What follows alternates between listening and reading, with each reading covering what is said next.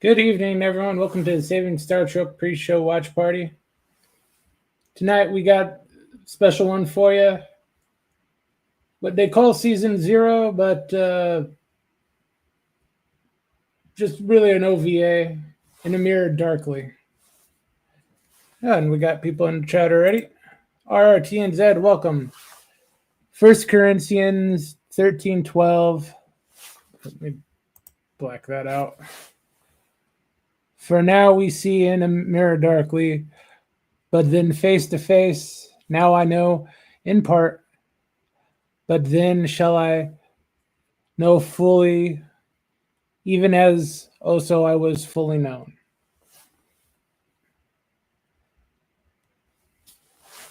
This originally aired as, we got a beep.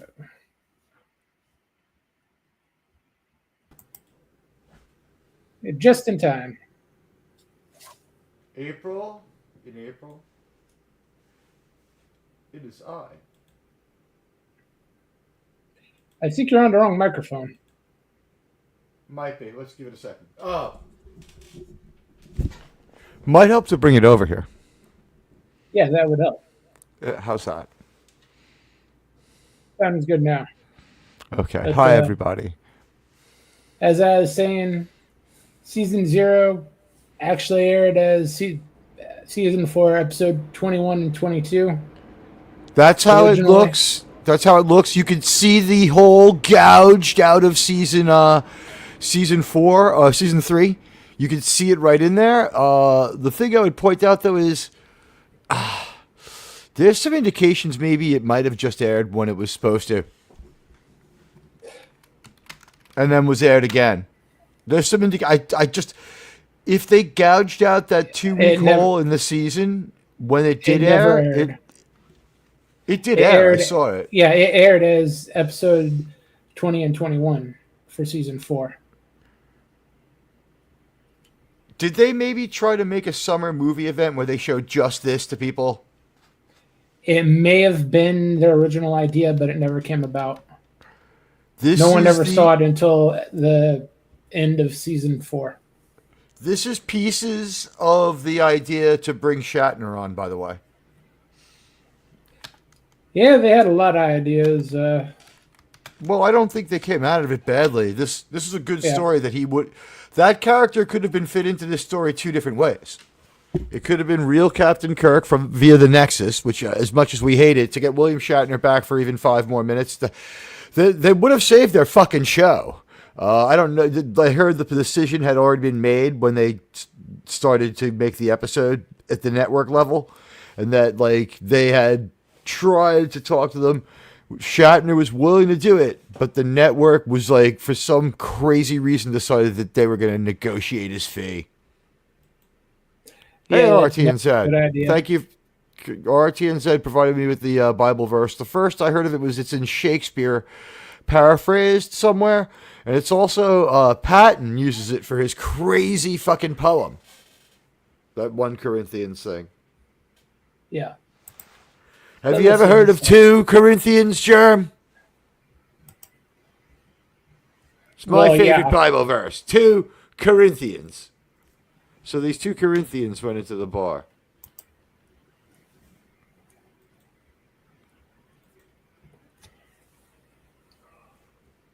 I know that's a joke, but there is a 2 Corinthians.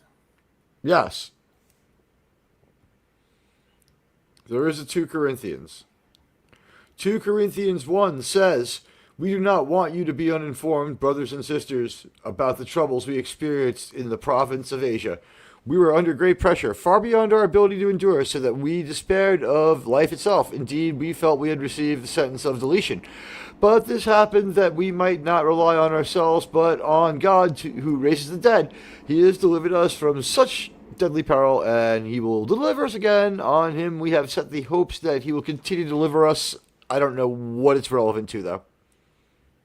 Seems like it's telling people to watch TV. That one, some of these Old Testament quotes, I don't get too caught up in them because, well, first of all, in the Christian part of the Bible, they say, I'll give to you a new covenant. So these are now inspirational stories in the position of my religion. I don't know where they fall for you. They are as valid for Protestant. They are as valid as the New Testament. What an interesting idea! In the Protestant faith, it's the whole covenant is there's still the old covenant, but Christ came along and expanded the covenant to the world. Right. Okay. So tattoos, cool. Some of the other stuff maybe might still be valid though. Mixed fibers, no big deal. Tattoos go either way. Having sex with the what do you call it? With the angels and demons that took human or animal form. That's a no-no. I believe that's in Corinthians as well, right? Yeah, that was a no-no even back in the original. That might be Genesis. It's the Nephilim. 2 Corinthians. That's why he flooded the earth. 2 Corinthians 9 says, remember this, whoever sows sparingly will also reap sparingly. Whoever sows generously will reap generously. That makes sense. I wonder what it was in larger context too. I understand that I don't know about everyone else, but I believe that the midichlorians in my blood are what controls my destiny and gives me the ability to grab the remote control from across the room. How about you, Jerm?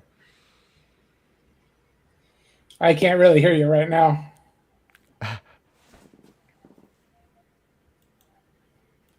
Oh, are you jumping into StreamYards? I'm sorry to Cosme. Yeah, Cosme is way too loud. Yeah, I turned mine all the way down. You know what? Pause it for a minute and just turn it way down at the source. Guys, we're just getting it right for you. It's at half. It's really powerful. All right. I turned it down on my end. People usually like the subtitles, but I don't care. You don't want the subtitles on this source. I got you. Yeah, yes.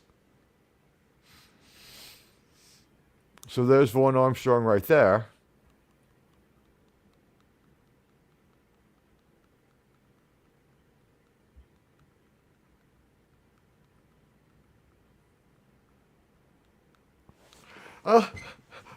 And the Trek United guy is the producer.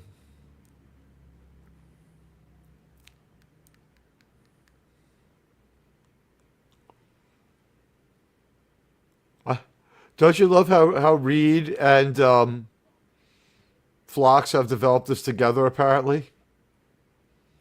They work well together.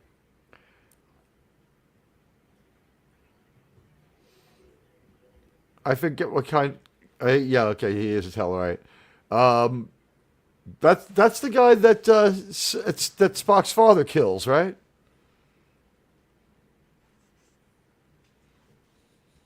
Not sure about that. In Journey to Babel, I think he kills a Tellarite. Because at the end of the episode, Kirk's like, doesn't really investigate any further. He's like, we found a spy on the ship. It must be what we thought it was. And I think it would have been a lot funnier if, Sarek had been like, Captain, there's something I do need to tell you before we conclude this matter. Well, okay, but first I'd like you to know we've decided that the Tellarite was killed by the Andorian spy. Well, what are you going to tell me? Nothing, Captain. It is of no concern, right? It's like everything was as it happened, except he did kill the Tellarite.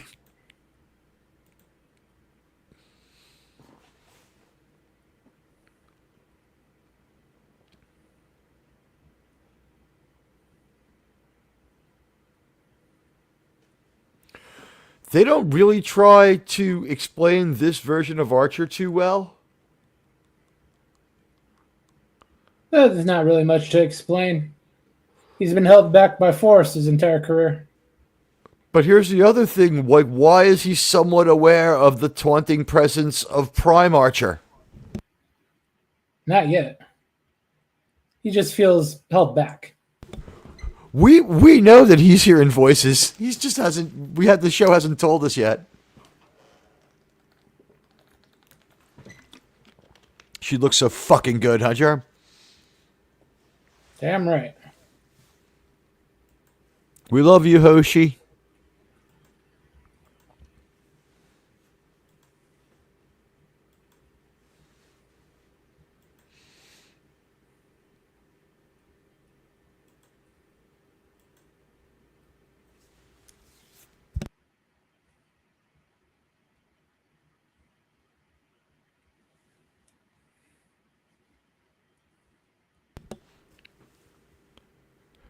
They're doing a good job of making her look playful, sexy, and like really vampish. I love it. I believe it's a rather natural role for her. She's a very beautiful woman who probably has seduced men very easily, huh? Just turns on that withering beam of looks. Yep.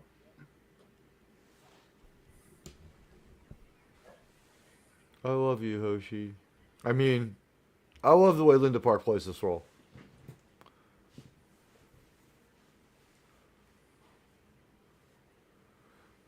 What was your thoughts the first time you watched this? I was like, all right, I know what they're doing here.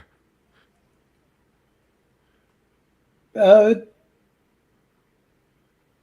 I liked it until I saw the episode that came after. Nice drop, buddy. Buddy's got the gifts.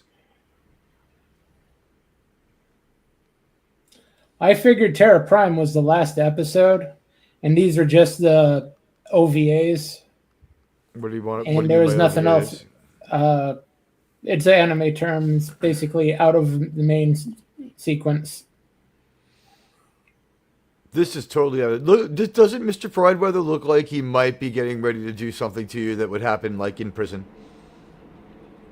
He's looking smarmy and angry there. There's a gross Yeah, he looks sexiness to definitely it. more vicious. He looks like he's somebody, like he looks like his Grinder app photo.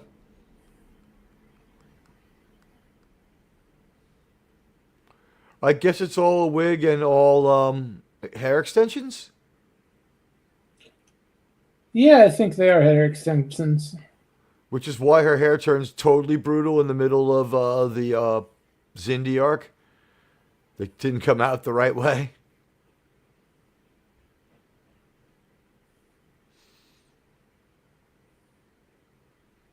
I love, this is my favorite version of Phlox. How about you? Don't see much of a difference. No, that's what I like about it. It proves everything I said about the regular Phlox.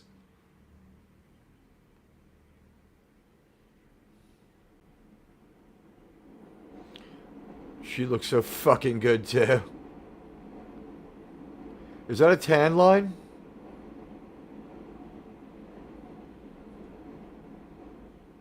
It might be. I think it's a tan line, yeah. One I of can my tell you all-time this. favorite sci-fi series, Fringe, had an alternative universe. I think that was the entire point of that series. It's a Kurtzman Episodes, show. I yeah. will watch it. Episode set there had a different opening sequence. Love how Enterprise opens with a militaristic scene. Thing. Oh, the beginning is just great.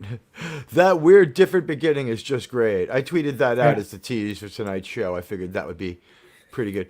What's on Hey, jump buddy. sheets they do look dumb, buddy. I'm with you on that. They by no means look anything but dumb. What are you gonna do? This is Archer. Sometimes Archer does dumb things. Yeah, the haircut does make him look extra evil. It does.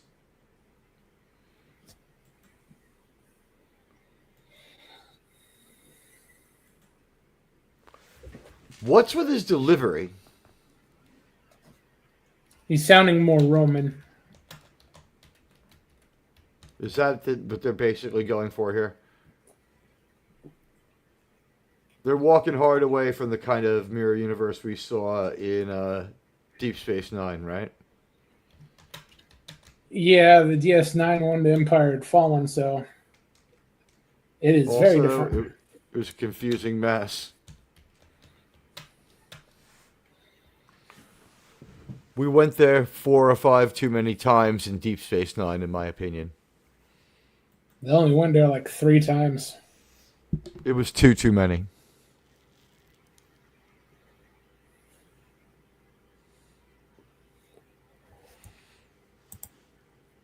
TNG.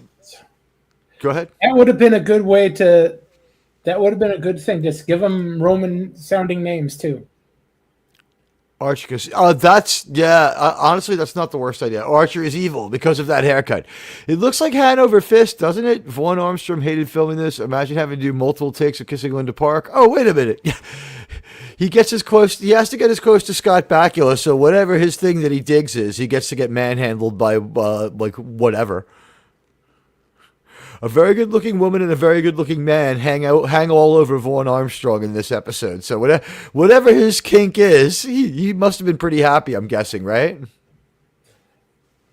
Yeah, but I think they would have balanced out. As much as he liked Toshi hanging on him, Bakula hanging on him probably wasn't too pleasant.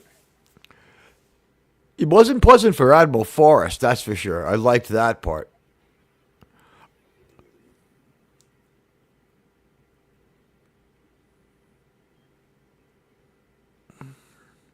Making Travis your body man is probably a smart move.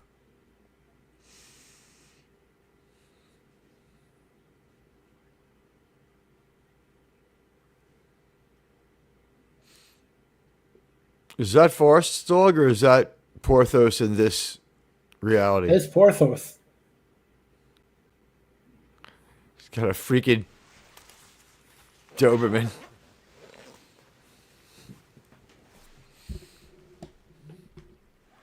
Hey, look at that. He knows Elon too. He did the Elon thing.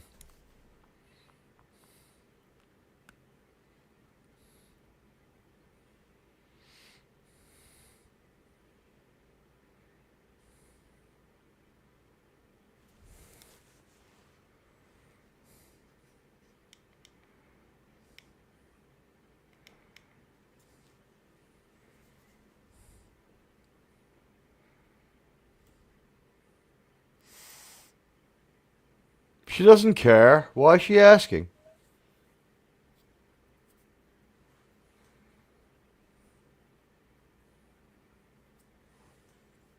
She's just looking for the leverage.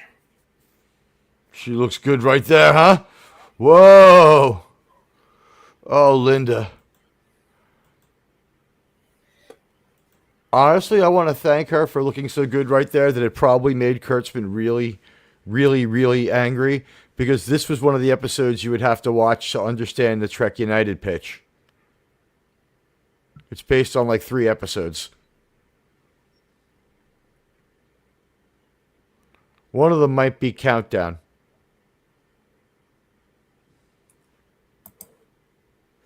Mayweather got into the Makos. Yeah. Oh, don't ask, don't tell. Ah, gorilla.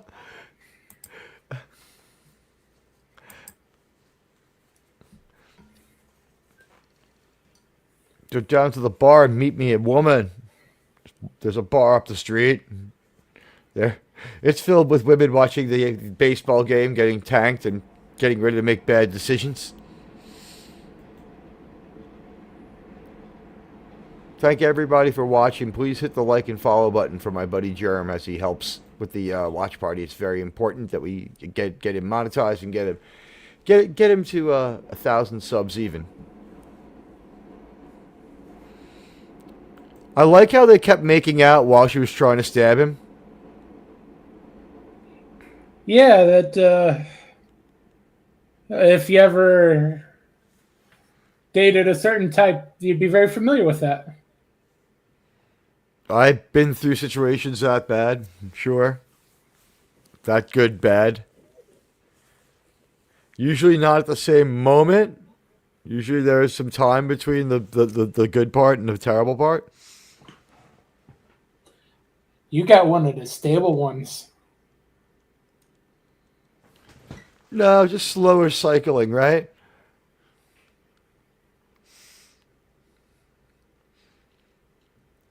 All they did was just crank down the lights and make all the arrays and everything on the bridge a lot more busy. That's the difference between this Enterprise. Is it me or Yeah. what do you think?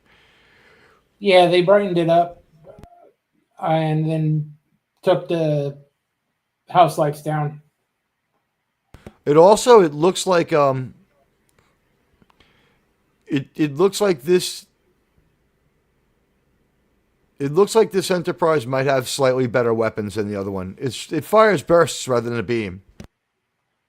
Yeah.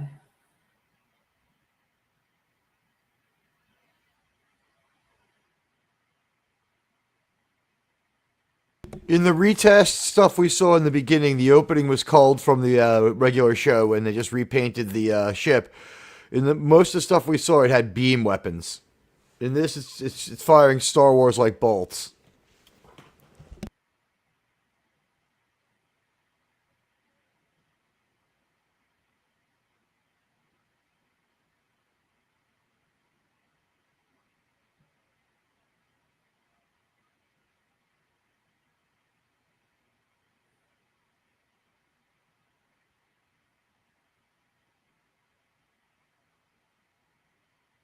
Jeremy, you think JT will notice that they flipped the paper towel roll around so that the flap was on the loose piece of paper towel was hanging from the inside rather than the out to show it was a different and more evil world?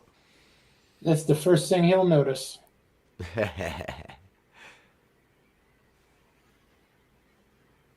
Our first Is look he at a un- Tholian.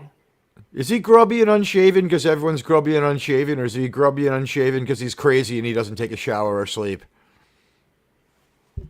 A little bit of both. He's going through a low grooming phase.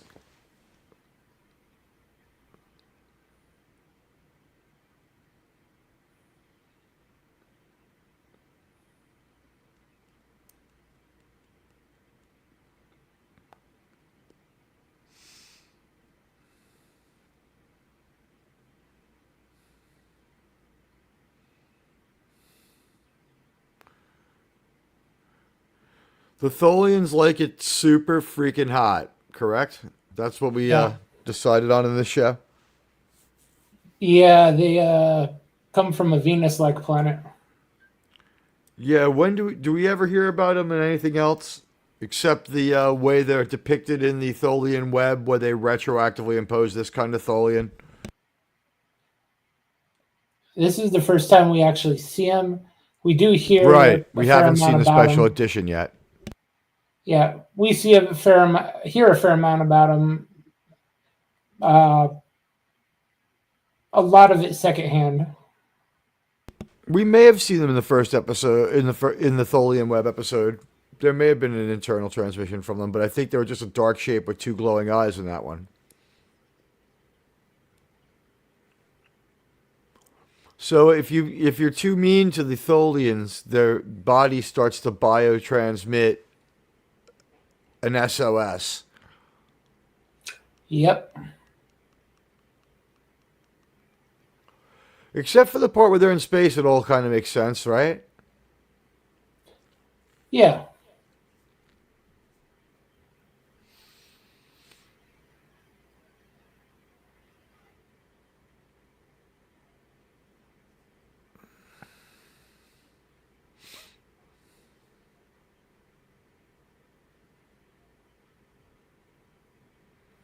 Is this supposed to be him caring about her a little bit?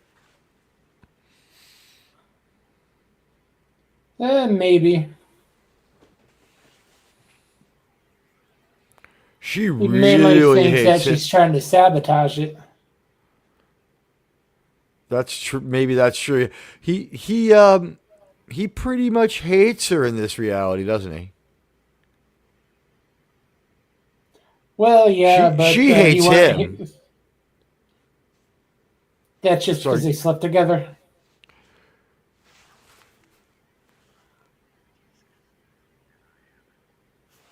He is got a little bit of honor.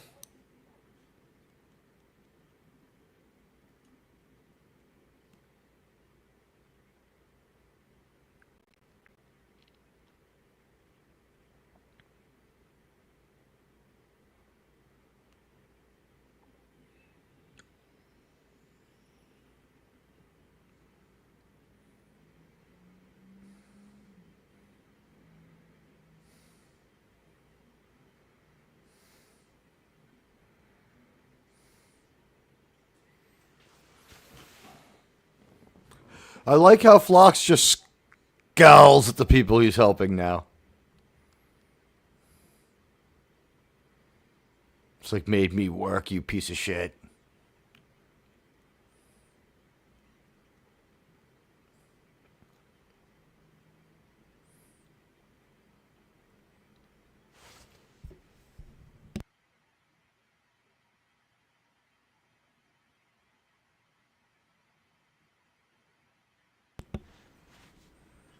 Hey, Reed's the one he really hates. Yeah. He kind of likes Captain Archer still. That part's still intact. It's just that Archer's not capable of being nice to people.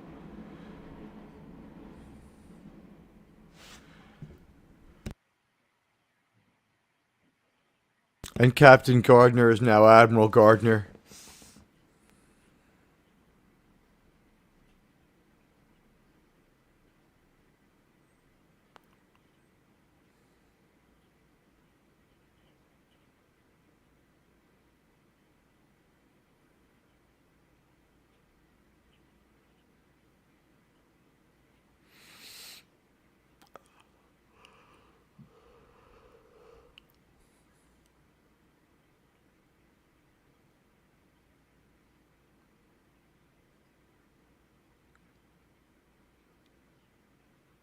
Ooh, Well, he had harsh. ambition, but he just had patience too. Yeah, he's playing a much longer game, right?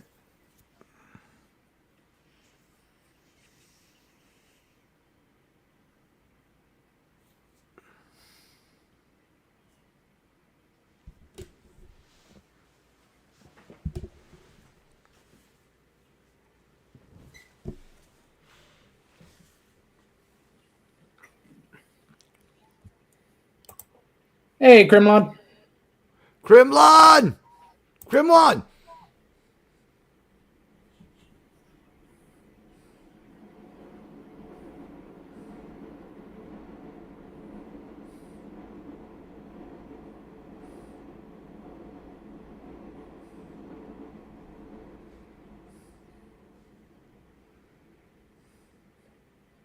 Yep, that is his first mistake.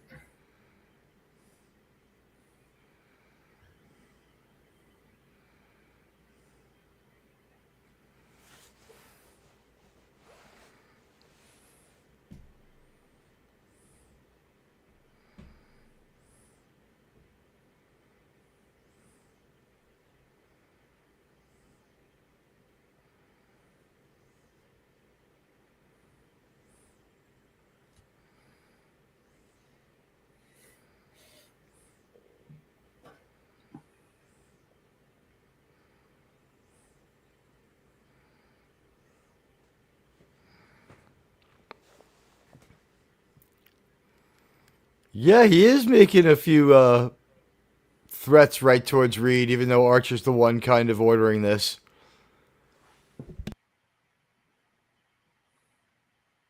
I It makes imagine sense. Reed's... Go ahead. They're both Go. on equal command level, so they would be rivals. But also Reed has the more spy-oriented observational job where he would be fucking your life up, wouldn't he? Yeah.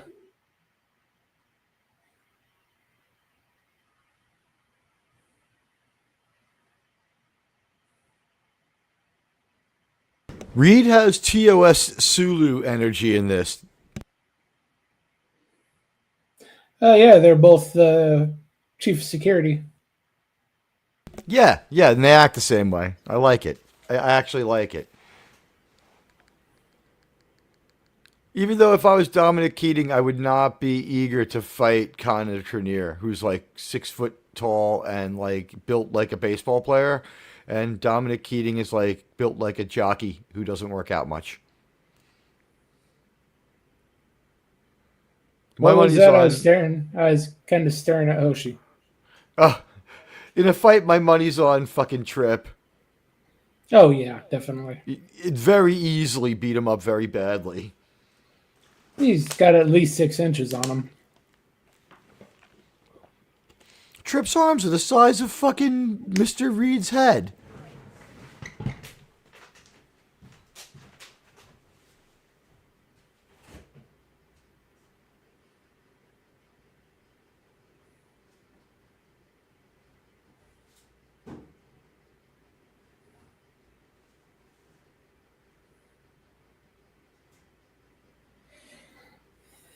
Yep, is the Paul.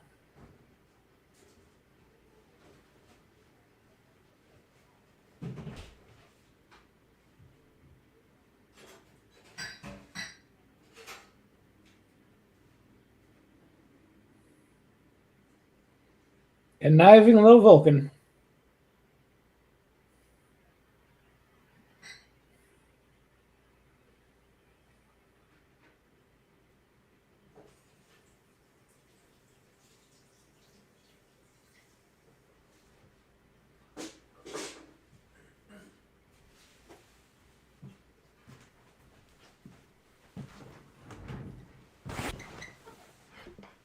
What a weird T-shirt.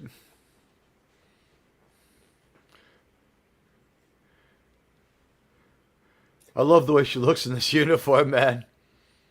Very distracting.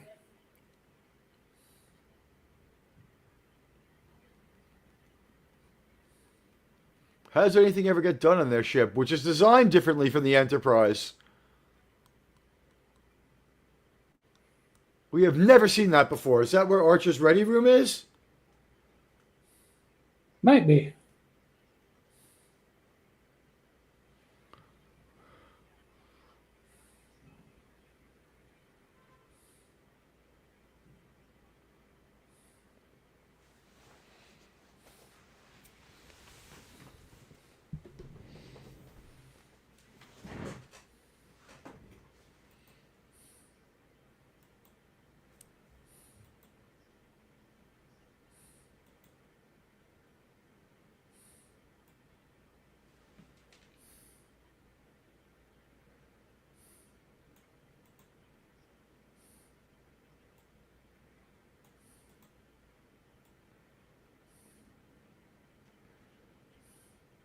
Captain.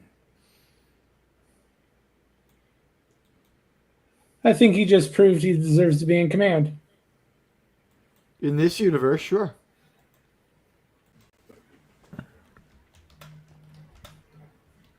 Reed versus Trip might be closer than you think. Reed holds his own against the Mako Major, who's at least as big as Trip, if not bigger, In the show, and it would be Reed. definitely a better fighter. In the show, Yeah, it would be Reed- Reed because Mr. Reed's combat trained, and Mr. Trip is just a bigger guy who's a freaking gearhead who fixes the ship. In real Yeah. life, in a fight, my money's on Connor Trenier. I'm saying Dominic Keating doesn't stand a chance in a fight versus Connor Trenier. Well, yeah, Connor's an athlete, and From what we let's can tell, just say- Dominic is maybe yeah, on Dominic drugs. is not. He seems Yeah, like he's just- dressed like an ecstasy dealer. Just to be nice, let's just say he's not an athlete. Connor was, I think, a baseball player in college before he became a Became an model. underwear model. He's a fitness model, guys. He's gonna win a fight. I mean, the truth is, the character of Reed is gonna win, but in real life, it's Connor Trenier all day. That's all I'm saying.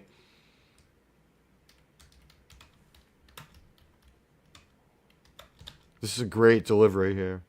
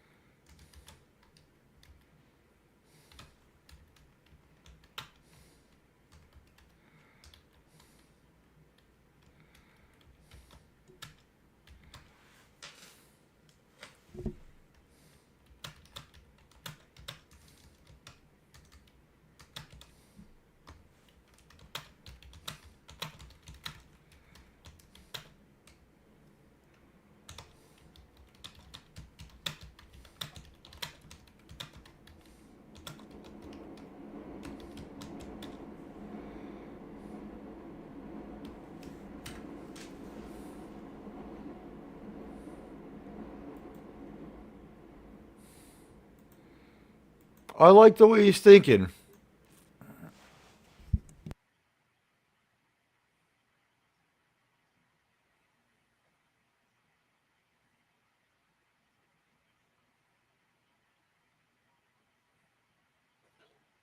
Yeah, you don't got any chance. You have to go in because Archer is better than you.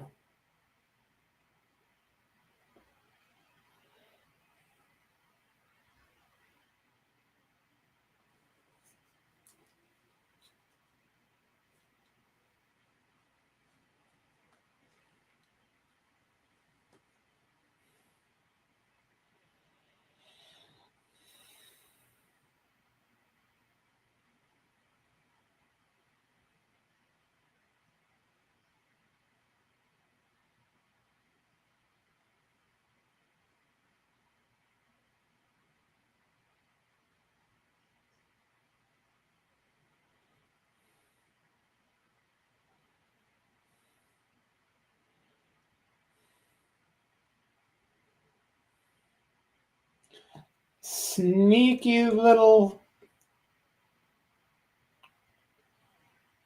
Can't trust a woman.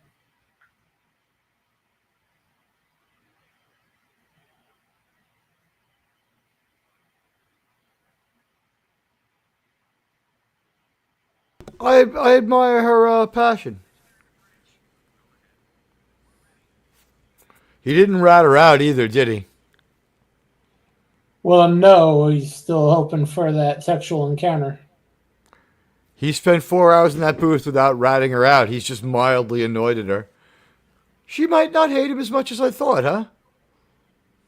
I'm sure they go back and forth like that all the time. They're frenemies with privileges. That 4 hours is just minor foreplay to them. That's true. He's probably all turned on after getting tortured for 4 hours.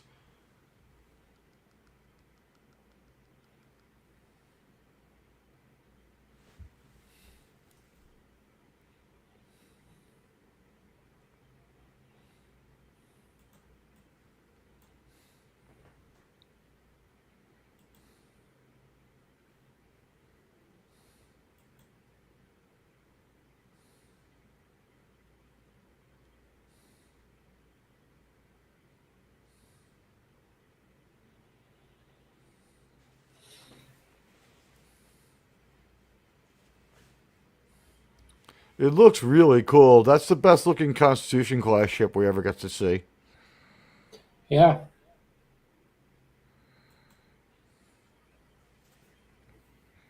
I also like how their scanners work. This looks finally, depicted in a way that we can really. We've spent so much time in Star Trek avoiding just showing us stuff like that. Like, how many episodes of Voyager did we just not get any kind of visual feedback like that? It's kind of hard for him to do it in the Voyager days. Excuse me? It's kind of hard for him to get that detailed on the screens. They'd have to do full screen. They didn't try to do much. They would just describe stuff. Yeah, you're right. There's been a technical leap. It hasn't been that long since the end of Voyager, but it's been a long time since the beginning. So yeah. Yeah. Well, at this point, it's been 4.5 years. Well, since it ends the year this starts. Yeah, 2001. So it's been 4.5 years at this point.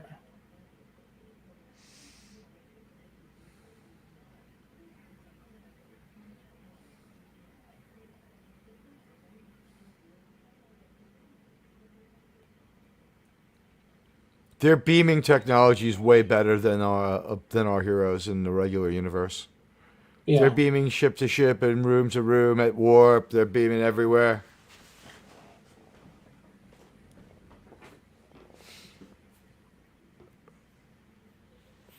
We see Bones, Kirk, and Spock in the same hallway. Right? Isn't this the guy that they put their hand through? Great phaser wound, too.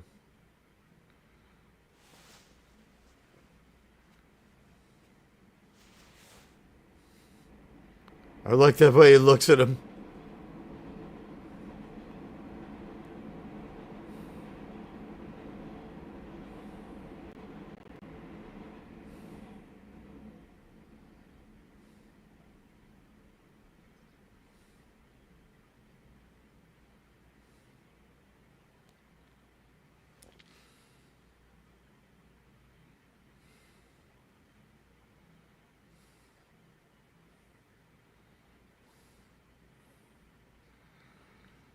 Phlox has a little too much fun doing this. Yeah. It's a good effect.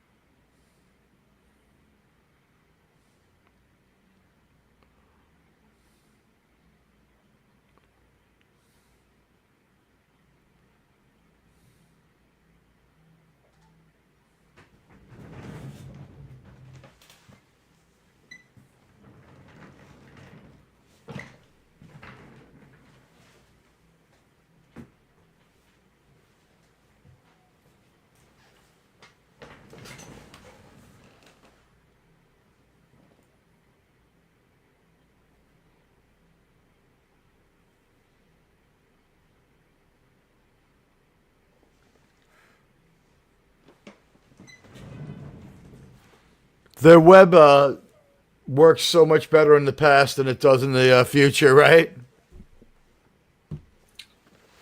Yeah, but it looks good. It's fucking badass. It's finally a believable weapon.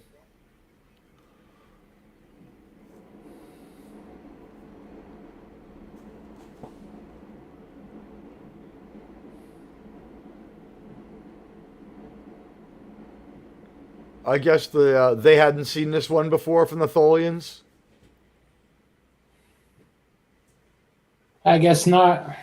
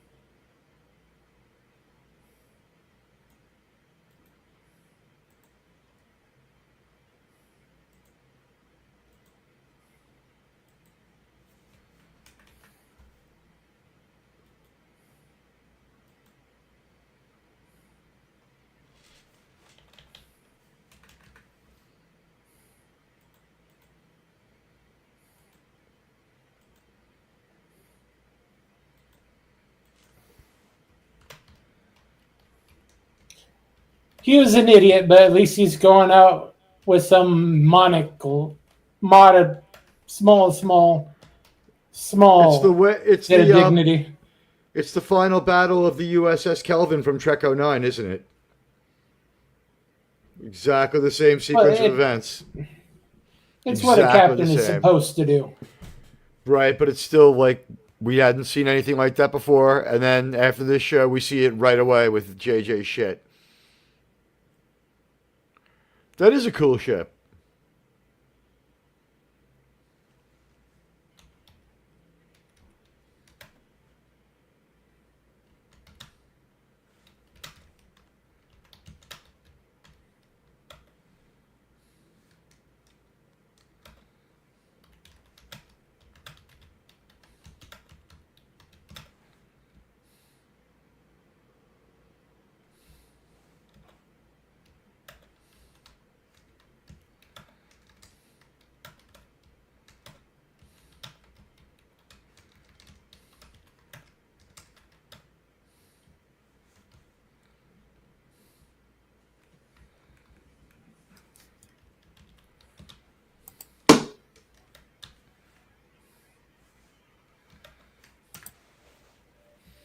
Music is fucking great, isn't it?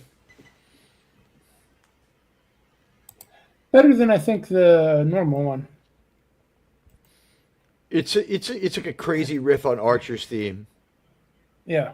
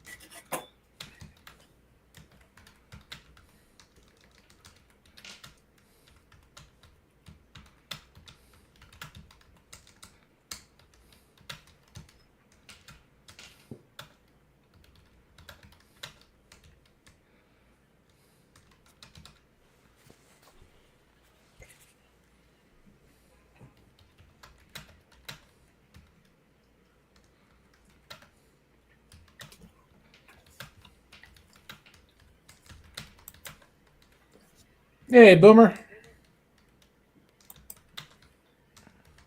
Hey, what's going on, buddy?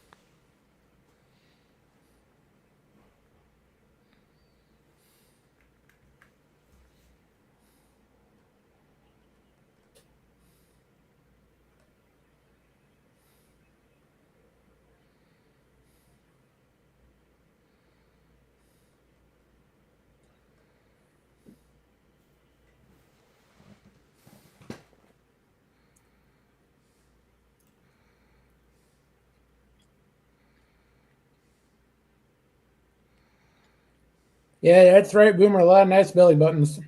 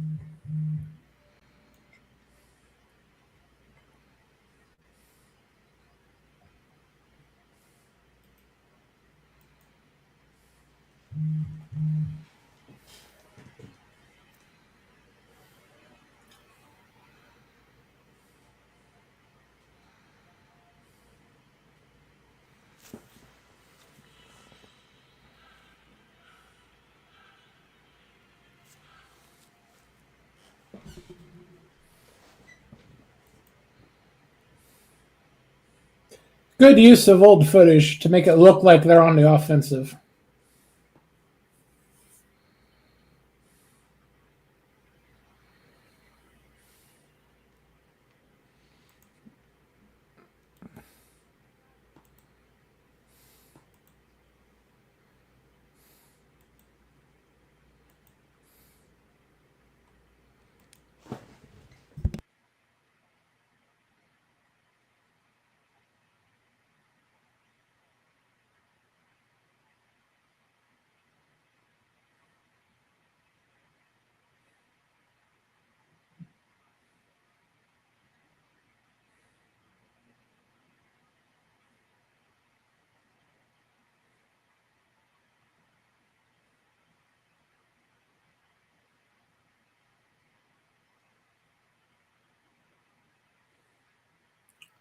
And it's nice they got beam weapons.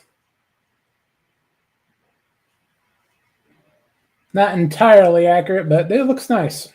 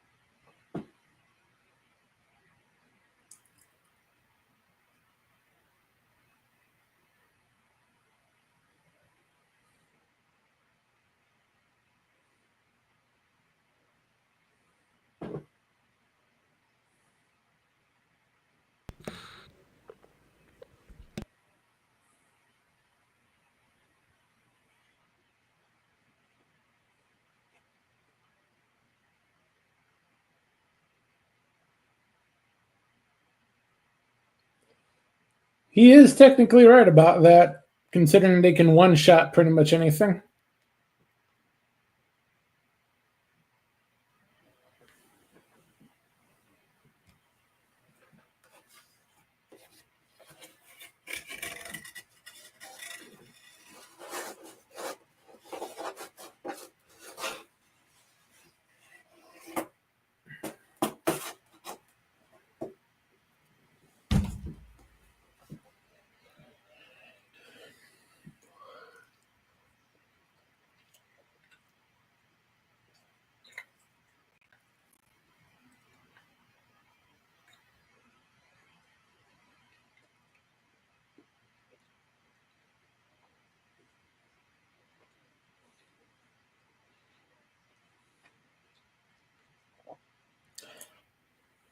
That is a good point.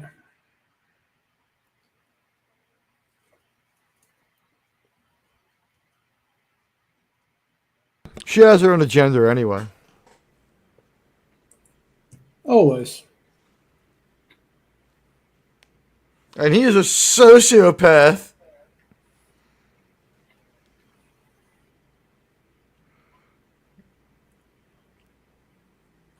Yeah, buddy, I don't know. Maybe she should.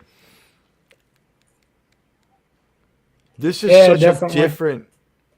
This is such a different Hoshi. She's a better actor as far as channeling this totally different character than he is.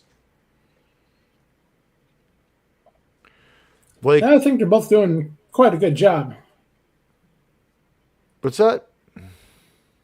They're both doing quite a good job with their particular brand of psycho.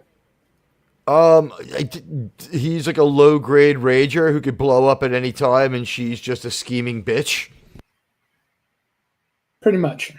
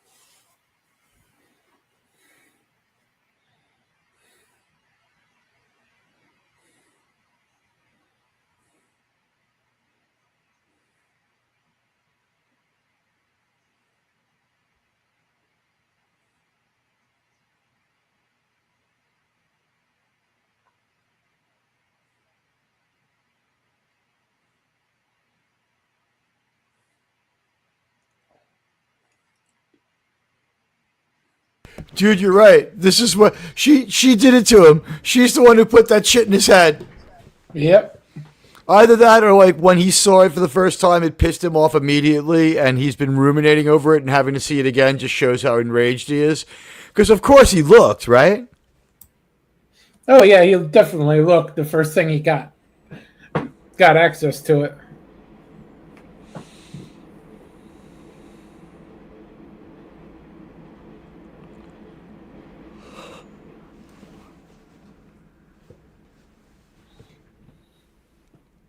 I like how the captain of the Defiant kept plenty of Saurian brandy in his cabin. Or is he just hoarding it? No, every captain had Saurian brandy, not just Kirk. Kirk didn't have any. He had to steal it from sickbay. By the way, that logo is on the side of the original Enterprise, and that is, I think, that is the Defiance logo.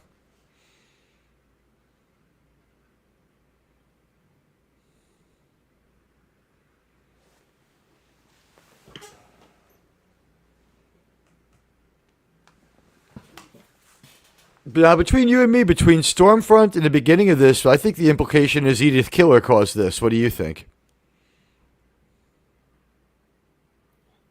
Strong possibility.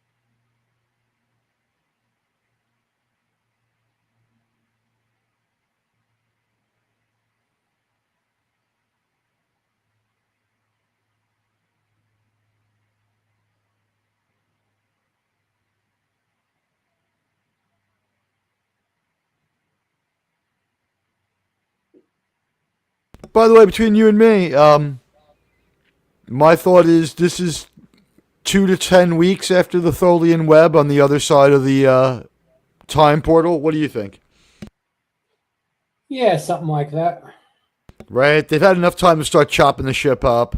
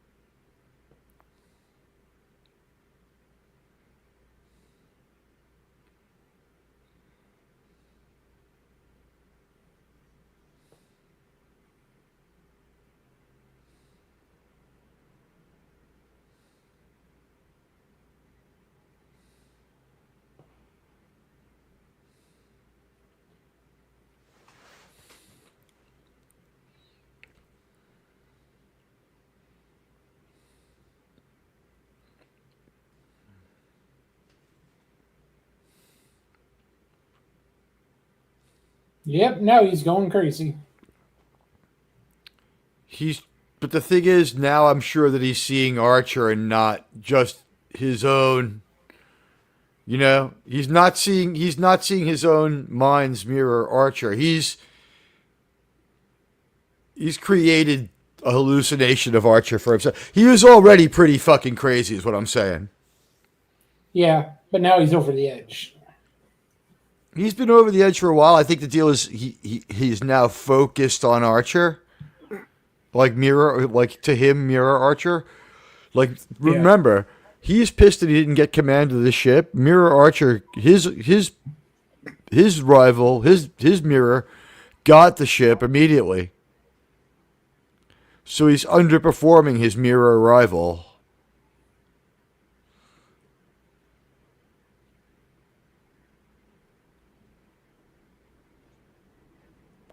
Just listening while cutting lawns. In the mirror universe, I don't know that Abel knew what that Cain was planning and struck first and determined to be humanity, and determined humanity's course. Is that in a book? I was gonna say I'm ready to blame this shit on Edith Keeler. the only real book that I ever read that explained the difference was one of the Shatnerverse books. Is First Contact, the memory suppressant didn't work.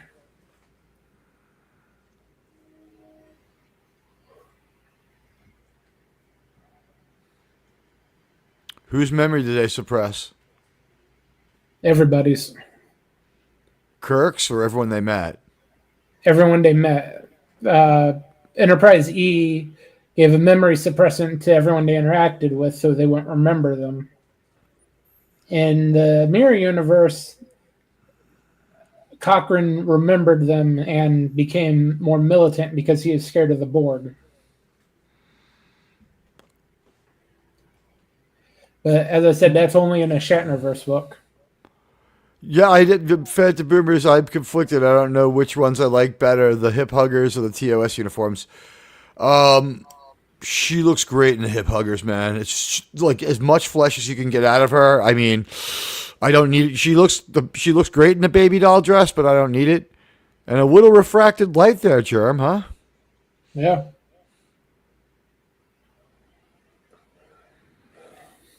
He is just an angry mess, this Archer, isn't he? Very angry.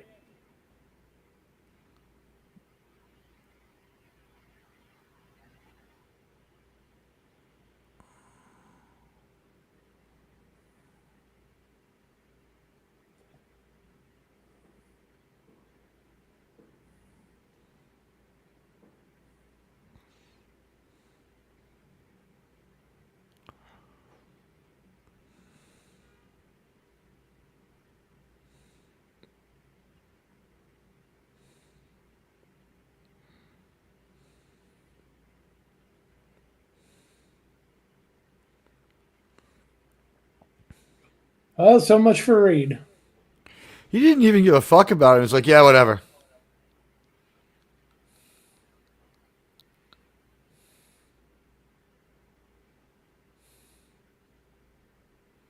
Oh, okay, that's your theory. So, keeping with the big whole theme of today's episode, you're onto something. I mean, it's viable. I would say, in my opinion, it's on Edith Keeler. Although we did see shit from before her time where things were already fucked up in the beginning.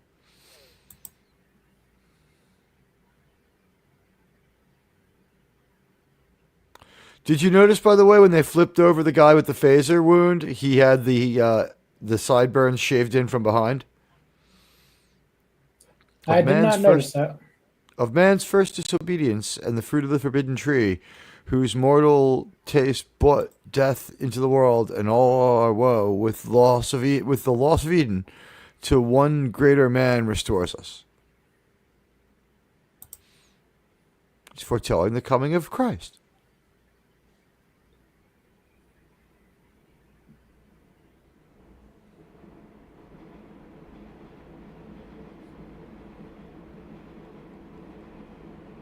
This is the best Gorn we ever see, isn't it? Quite honestly. Yeah. It's in the tradition of what we're supposed to see. Yeah, it's definitely a good adaptation of what we had in TOS, and 100 million times better than Strange New Worlds, Gorn. For one thing, we can see it. Yeah.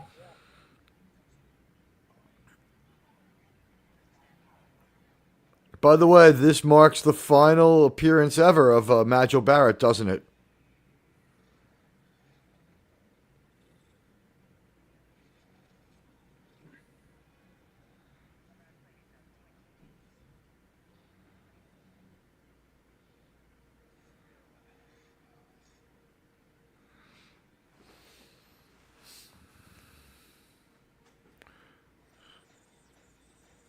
This Gorn had all sorts of information and knew exactly how the ship works, by the way. Too dangerous. And plus, he's pretty much there. Hey, dead man. Hey, dead man. Dead man, here's our plan for next week. Meet us here, and we'll be able to give you the pass to the main show so that you can be part of the season 3 discussion, because it looks like next week will be it. Because then we have to go and deal with Stormfront Part 2 or whatever the hell. Part 1 and 2. That was a very unsatisfying way to end that season, in my opinion. Yeah, it's kind of a undercut the entire season. Yeah. And again, what about those indie? Where did they go back to? The ones that dropped them off 200 years in the past. Like, what happened when they got back to their home planet? They're like, the Delphic Expanse is back, but it's a lot smaller than we remember it. Our home world is still here. My great-grandfather's on the fucking horn with us. Holy shit.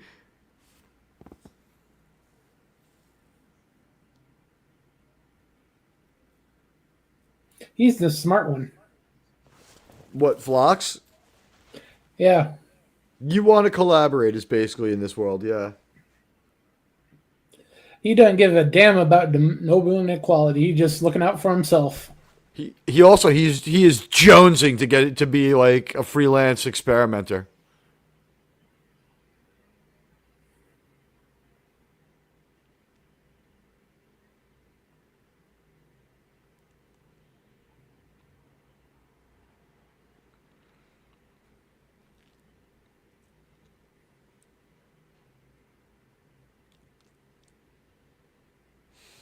So the Andorians are still allies when we see them in this version of Starfleet, but ooh, that was Shran's style ship that they're destroying there, so. Yep. The inside of his ship sucked, the outside was fucking pretty cool.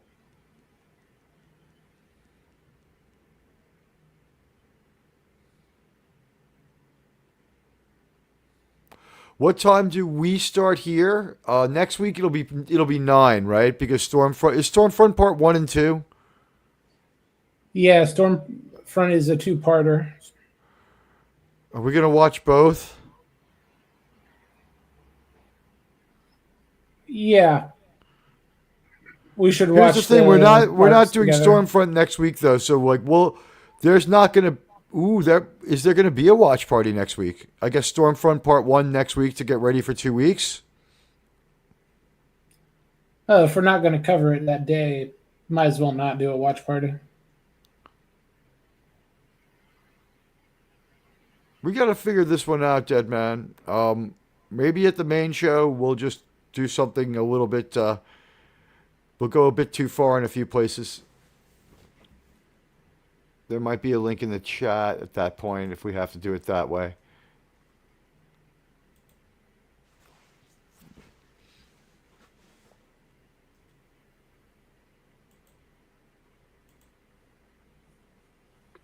He's really proud of the Defiant, isn't he, Germ? Yeah, he considers it his ship.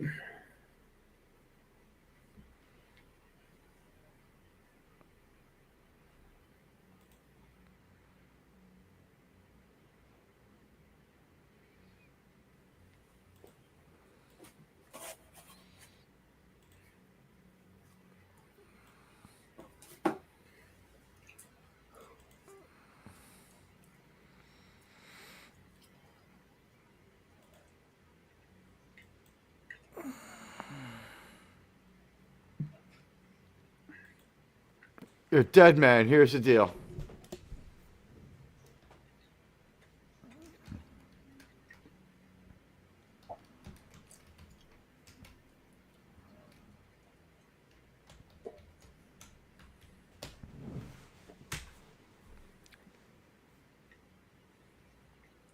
Sure, highlight that for a second.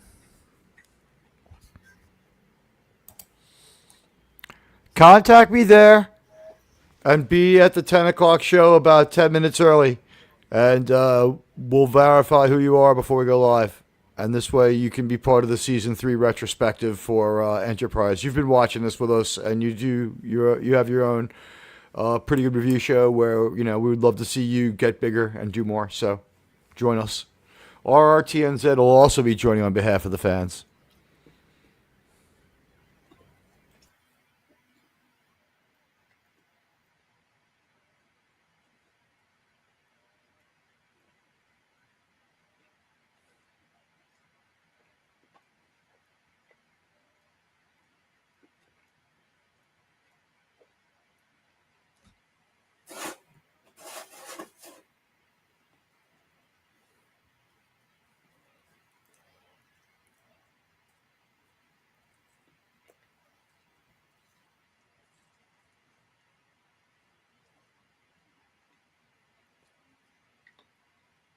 Yeah, cool. Get in touch with me there. This way we don't have to do other social media, and I will make sure to go there to include you for next week. You don't need to have encyclopedic knowledge of the whole season.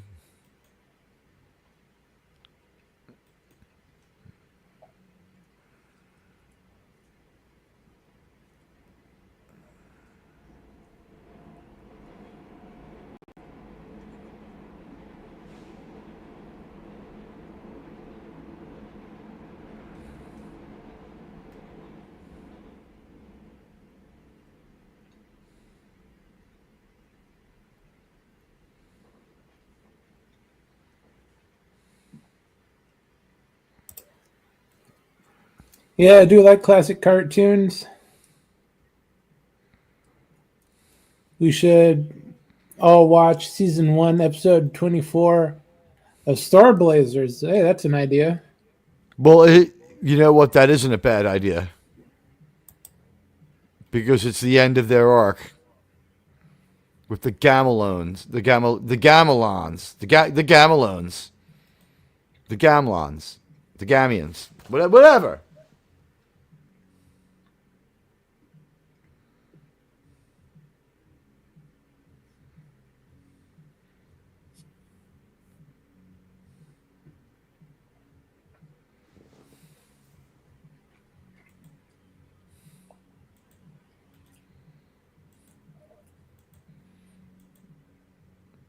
I find it hard to believe that Saval couldn't figure that one out on his own, right?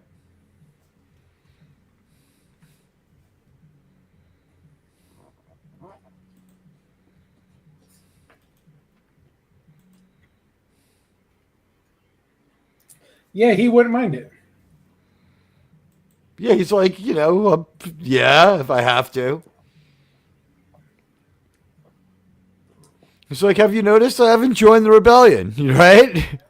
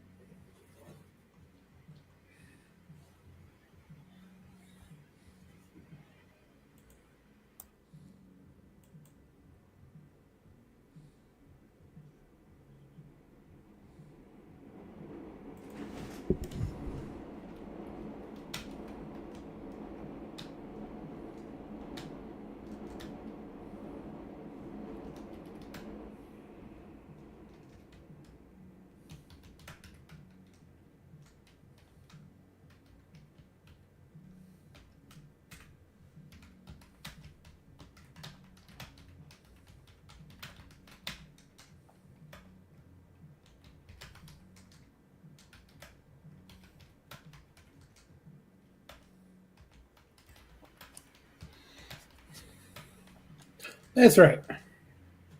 Yeah.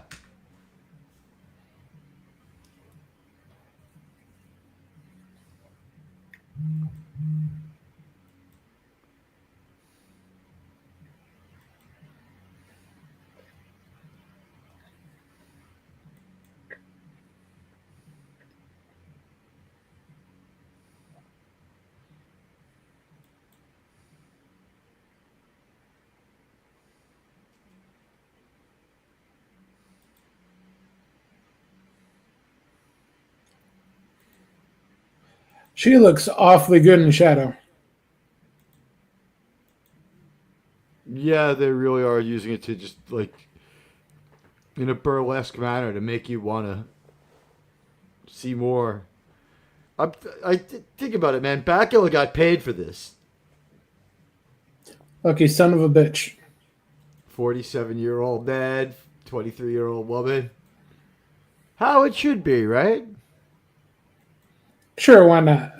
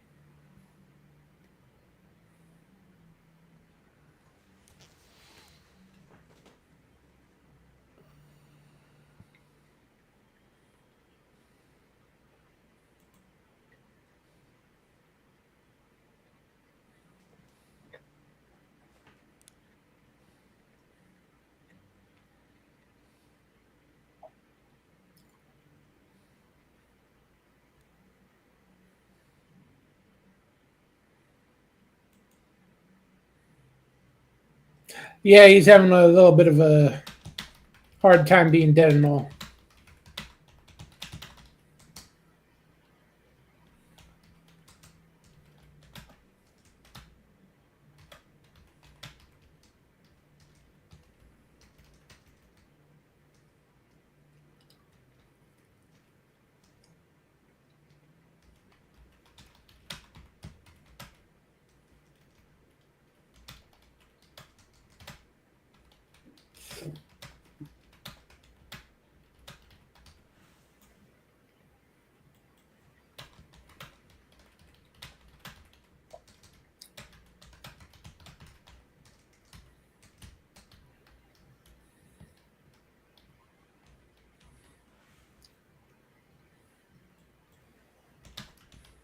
I think Jolene Blaylock gets a lot of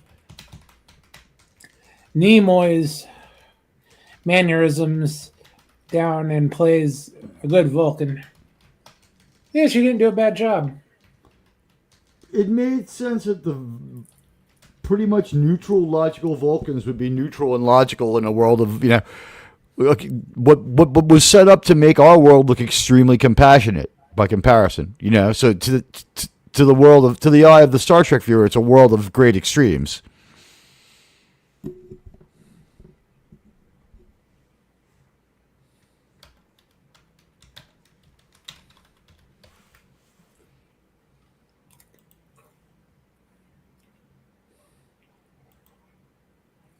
What do you think Archer's going to give you?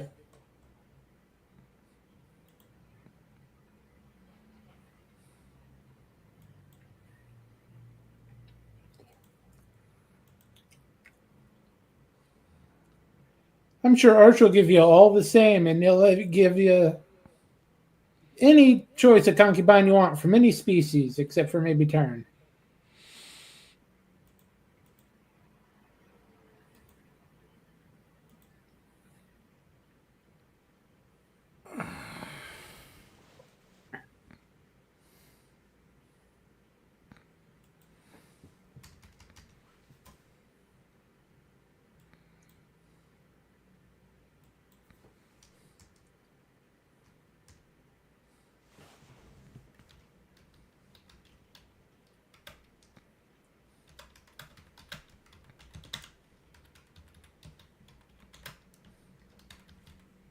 Yep, the best part.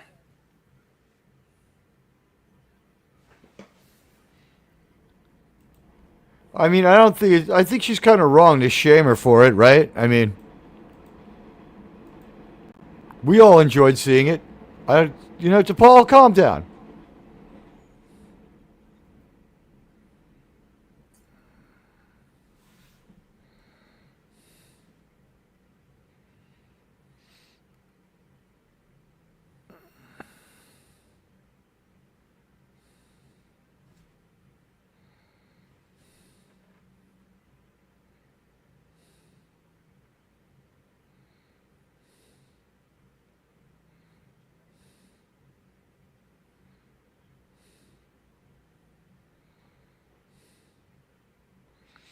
All right, Germ. Here's why it has the Shatnerverse overlap. You ready? Yeah. Story was initiated by William Shatner talking to them. He sent over Judith and Garfield Reeve Stevens, who were his co-writers on that. They were talking to Manny Coto. The Reeve Stevenses worked on the Shatnerverse series of Star Trek novels, and they were sent to talk to Manny Coto, Brandon Braga, and Rick Berman. Berman had already received another pitch from Sussman, where he was going to play an ancestor of Kirk, who happened to be chief of the NXO, be the chef of the NXO-1, by the way. That would have been interesting. That's why they gave it to Riker. It made sense, though, didn't it? That's why they kept Chef secret so long. That was something that they were always planning. The evil that men do is lives after them. The good is often turned with their bones. Isn't that Shakespeare? I think Jolene's got a lot of Nimoy's mannerisms and plays a good Vulcan, says the dead man. She's certainly like it's a little bit surprising that the younger actors did such a great job. I think that the strongest acting performance is still Hoshi because of the languages and stuff like that, and how crazy some of that acting is. But yeah, no, Jolene Blalock did like. There was a time when people took acting seriously. It's the only thing I could come up with on this one. Although I will say Ethan Peck did his research. He's just not allowed to play that Spock. What did you think, Jerem? Yeah, a lot of those guys on the 09 crew, they did their research, but mostly because they got lied to. Yeah. They were told that they were going to do a Star Trek-like show. Oh, look, they got leftover material from the Xindi arc.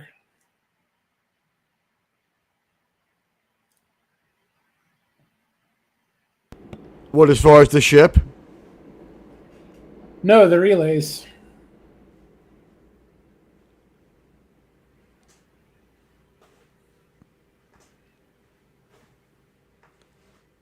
I'm guessing those were different kinds of relays, right? Because this is a different ship. But their casualty amount lines up, right? They lost 13 people, just like they lose in the Battle of Azadi Prime.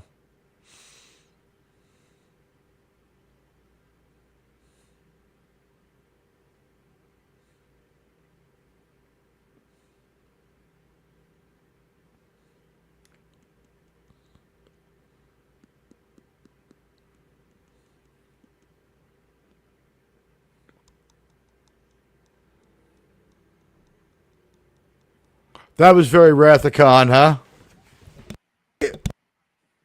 Arrest them!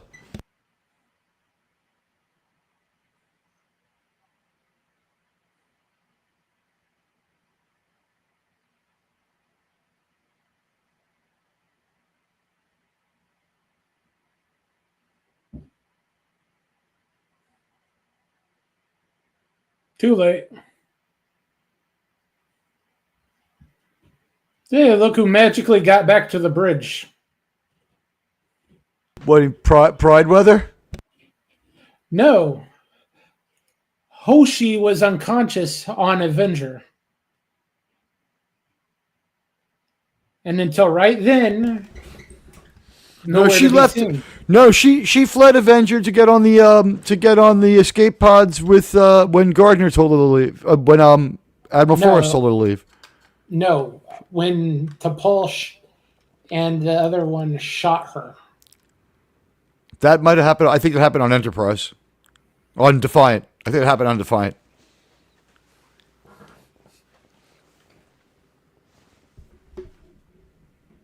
Or no, they shot T'Pol, but they were on Avenger. They never showed her coming back off of Avenger onto Defiant. Avenger's the one they just blew up. It had the mirror universe logos on the doors, didn't it, of the elevator? Yeah.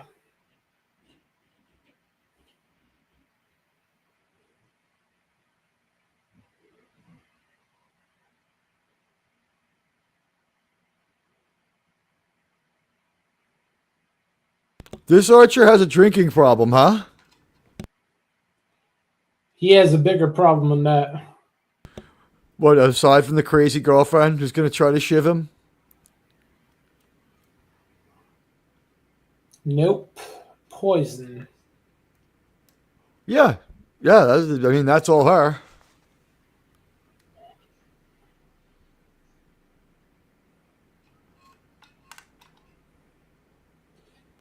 Not very convincing by Pride Weather, is it? Well, it's the mirror universe. He's into that in this universe. He looked far gayer in this universe.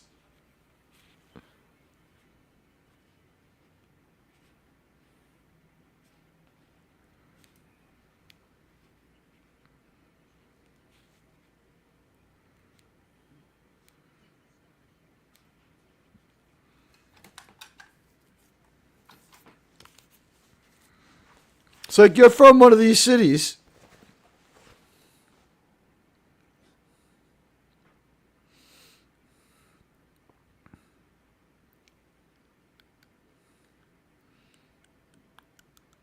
Germ, I wonder if Empress Sato will make a guest appearance on our next show.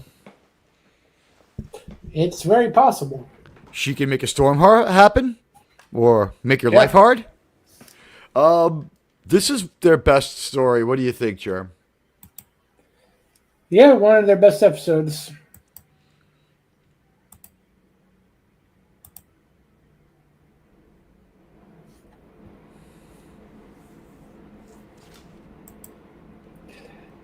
Buddy, Yeah, great man. avatar. Great avatar. Very cool. Ace from outer space.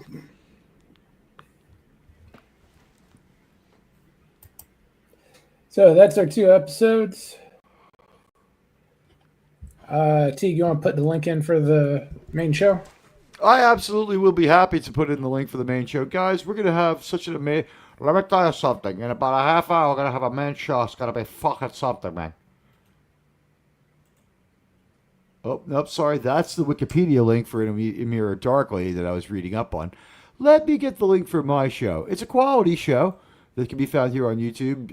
And if you could, I'd be happy if you went and liked it now so that you remember to watch it later. Hold on a second. It's coming your way in a moment. RIP Space Ace Act.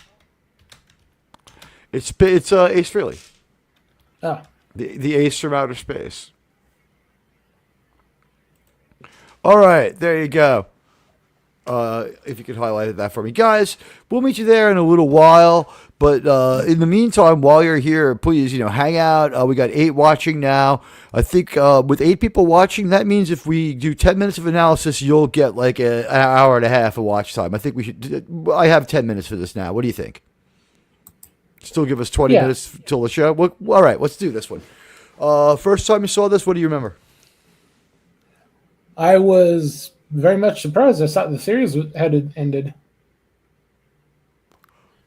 I saw this out of nowhere, and I'm like, they finally hit their stride. This is good Star Trek. I was like, I can't wait for more Enterprise. Finally they got there. It took them 2 years like every other show because I didn't really watch the Xindi arc. I was like, fuck this. So I had seen a few of the episodes from this season, and I was just like, they're doing something real weird and different. A lot of them got shown all at once, too. Like, CW was, like, showing a couple of them at a time. Like, I think at the end of the arc, when they would do the rewatch, when they would do the second viewing on Sundays, if it was a 2-parter, they would not show TNG and show both parts of their 2-parter. That was only on the East Coast. Then they would do, during season 4, they did have a gap on Friday night, so they would show the week's episode before, so they ended up showing it back to back. They did that was the deal. You could start seeing the show And also, like, once it's canceled, they throw these episodes together into like little events and show them here and there. It was pretty spotty and weird. Like, for all I know, the show was over when I saw this one, and it was just still out there being, it was out of production but still being shown. We're almost into lost episode territory here. They all air, but it's a miracle. They've been told, right? They now know. This is season 22. This was made a long time earlier, though. They didn't know when they did this, did they? They didn't know when they did this. No, they found out, I believe, in the middle of season 4. I thought they found out when they showed up for season 4, or the end of season 3. No, I thought it was the middle of season 4. Mira Esri was sexy. Esri Dax. I mean, that's yeah. Bird of Prey. That's Bird of Prey 5's girl. I mean, we're not going to touch her, but yeah, I mean, she's hot. Yeah. That's his chick, though, man. I'm not going near her. Yeah, don't disagree. Yeah, she was really hot. I think that this was one of the better Mirror Universe episodes altogether. It's better than any of the Deep Space Nine ones, as hot as that chick is. It's better than any Deep Space Nine Mirror Universe. 10 of you watching, please hit the like and follow for Germ. We'll be following up on my channel about 20 minutes after we finish up here. All right, so let me ask you this. Whose Mirror performance was the best? As far as that for appearing straight? Yeah. Convincingly heterosexual Mayweather? Yeah, it took him 4 years to pull it off. But seriously, Hoshi, nice, sweet, innocent little Hoshi becomes the most conniving and evil person you ever did see.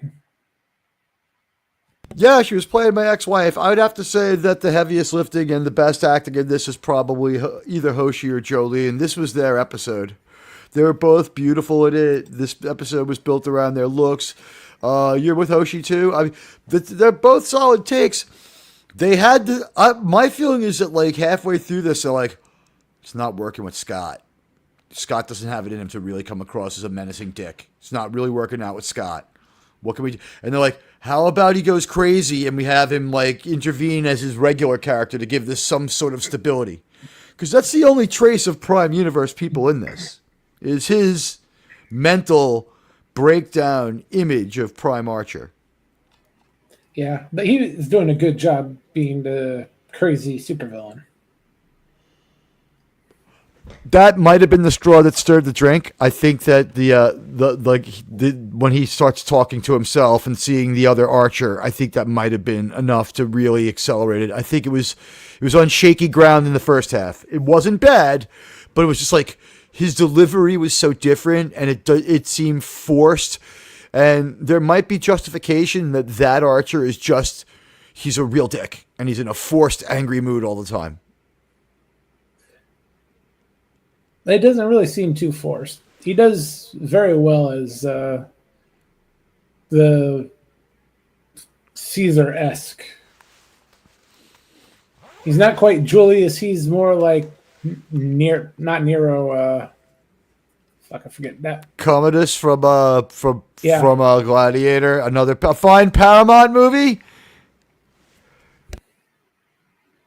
Yeah. Do you think this was Edith Keeler's fault?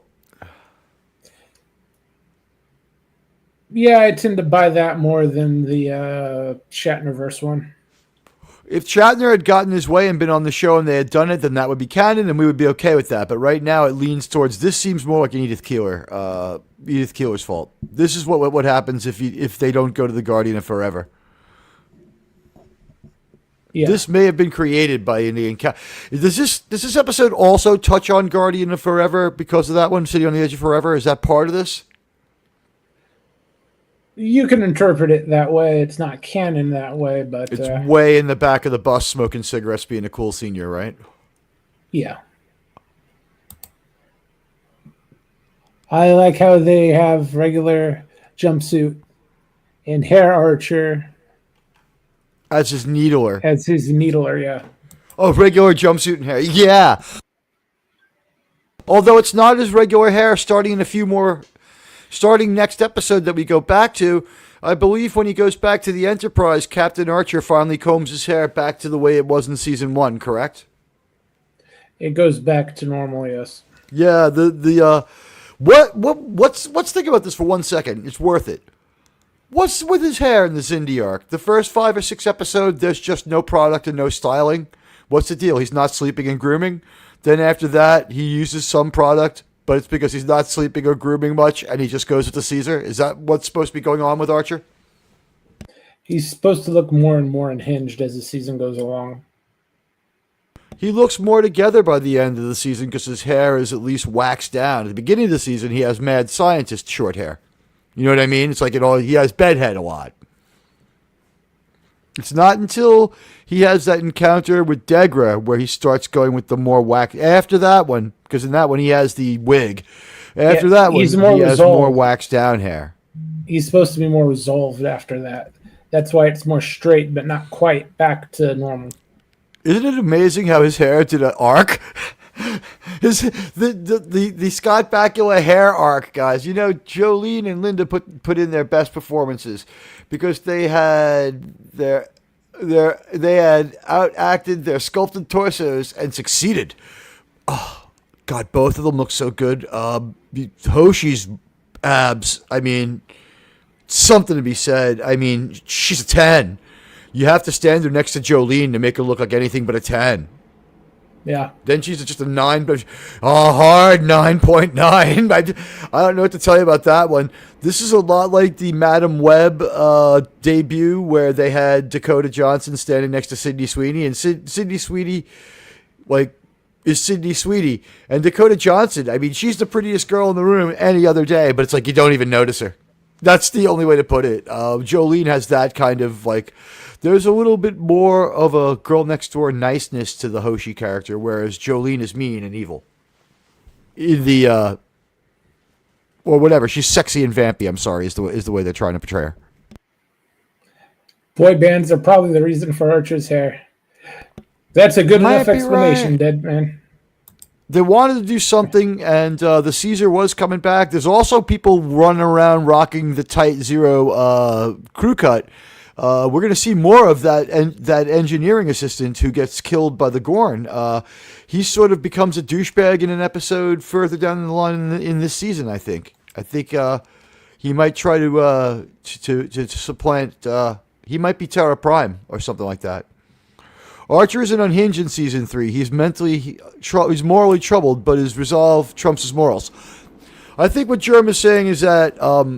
not unhinged in the fact that he would do anything immoral for fun. Not capriciously unhinged, but I think it's like what I said, not sleeping, not grooming, and burning the candle at both ends kind of unhinged. He's not, he's not quite himself, but he hasn't turned into an evil person either. He's at odds with his own mission. He hates the mission of go there and commit attrition on our enemies if you can't beat them. That's his mission. It's like, you may be the last humans left. If you don't get this done, just keep fighting forever, which is what happens in E². Yeah. But we are out of time. Thanks for being here, everybody. We love you all. We'll see you in 19 minutes. And we'll be back on this channel on Monday for Godzilla against Mechagodzilla. I can't wait. I'm looking forward to that one. Real classic. Take care, everybody. Bye.